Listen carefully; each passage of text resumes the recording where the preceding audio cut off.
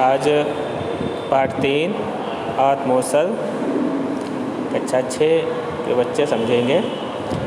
इसके लेखक गणेश शंकर विद्यार्थी जी हैं। सबसे पहले इनका जीवन परिचय पढ़ेंगे। गणेश शंकर विद्यार्थी एक निडर और निष्पक्ष पत्रकार, समाजसेवी और स्वतंत्रता संग्राम सेनानी थे। इनका जन्म 26 अक्टूबर सन 1890 में प्रयागराज उत्तर प्रदेश में हुआ था। इनकी शिक्षा ग्वालियर में हुई। इनके पिता का नाम जय नारायण था। आपने सरस्वती और अभ्युदय पत्रिका में कार्य किया। बाद में आपने प्रताप पत्रिका की स्थापना की। आपकी भाषा सशक्त एवं शैली ओजपूर्ण, गंभीर एवं वक्तृता प्रधान है। आपका देहावसान 25 मार्च 1931 ईस्वी को हो गया। अब हम लोग शब्दार्थ पढ़ेंगे। शब्दार्थ में विशाल, बड़ा, निस्तेज, तेजहीन, वीर व श्रेष्ठ, अभीष्ट, मनचाहा, धरणी, धरती, कुत्सित, बुरा, आभा, चमक, अनभिज्ञ, अनजान, रण क्षेत्र, युद्ध क्षेत्र।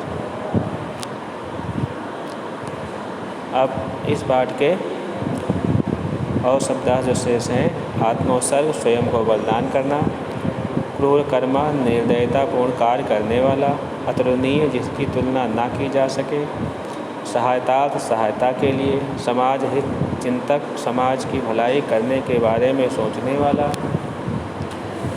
अब हम लोग इस पाठ के प्रश्नोत्तर पढ़ेंगे। पहला प्रश्न है, लेखक ने साहस की कितनी श्रेणियाँ बताई हैं तथा उसकी क्या विशेषताएँ हैं? उत्तर है, लेखक ने साहस की 3 श्रेणियाँ बताई हैं। नंबर 1 नीच श्रेणी, नंबर 2 मध्यम श्रेणी, नंबर 3 सर्वोच्च श्रेणी। उत्तर है, लेखक ने साहस की 3 श्रेणियाँ बताई हैं। नंबर 1 नीच श्रेणी, नंबर 2 मध्यम श्रेणी, नंबर 3 सर्वोच्च श्रेणी।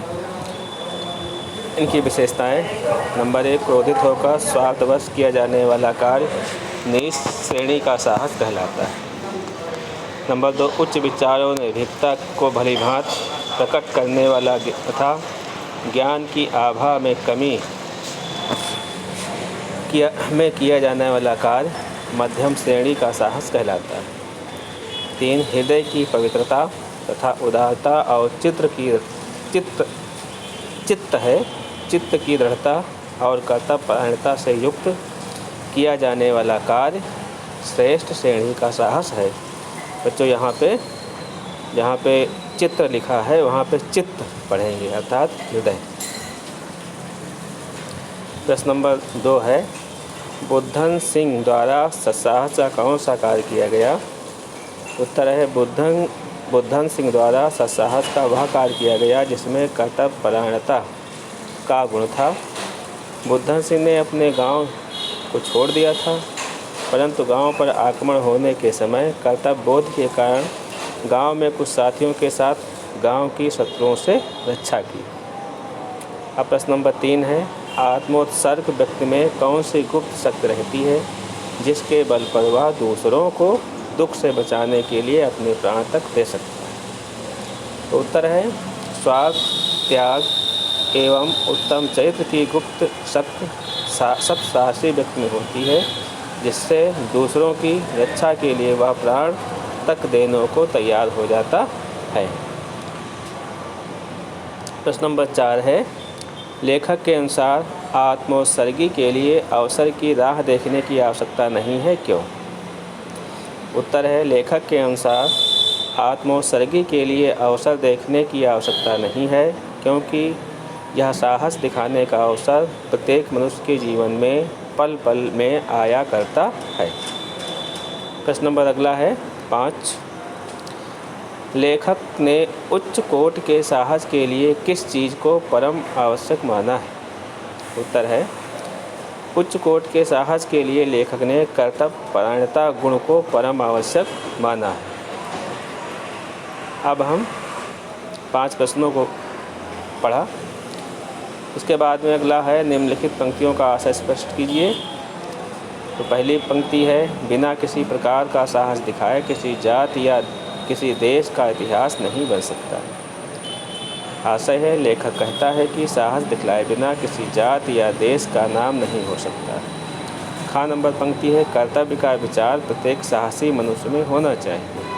आशय है, लेखक कहता है कि साहसी व्यक्ति के लिए कर्तव्यपरायणता अति आवश्यक है। गा नंबर पंक्ति है, कर्तव्य ज्ञान शून्य मनुष्य को मनुष्य नहीं पशु समझना चाहिए।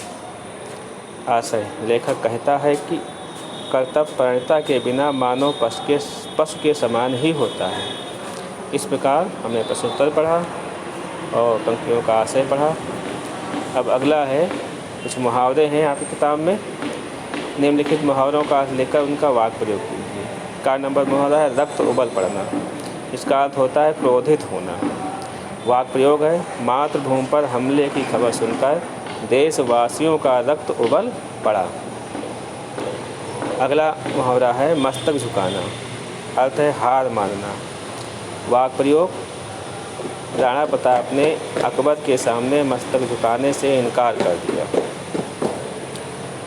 अगला मुहावरा है, जान पर खेल जाना। अर्थ है अपूर्व वीरता दिखाना। वाक्य प्रयोग है, हमारे सैनिकों ने जान पर खेलकर दुश्मनों को हराया। अगला मुहावरा है, भटकने ना देना। फटकने ना देना, ये गलत लिख गया है, भा के स्थान पर फा पढ़ेंगे, अर्थात फटकने ना देना। अर्थ है पास ना आने देना। वाक्य प्रयोग, साहसी व्यक्ति स्वास्थ्यपरायण व्यक्ति को पास नहीं आने देते। इस प्रकार से हमने इस पाठ से संबंधित जो प्रश्न थे उनको पढ़ा, अर्थात पाठ 3 आत्मोत्सर्ग का जो लिखित कार्य था वो पूरा हो गया है। और आप लोगों को कुछ व्याकरण का कार्य हमने भेजा था, वो आप लोगों ने कर लिया होगा।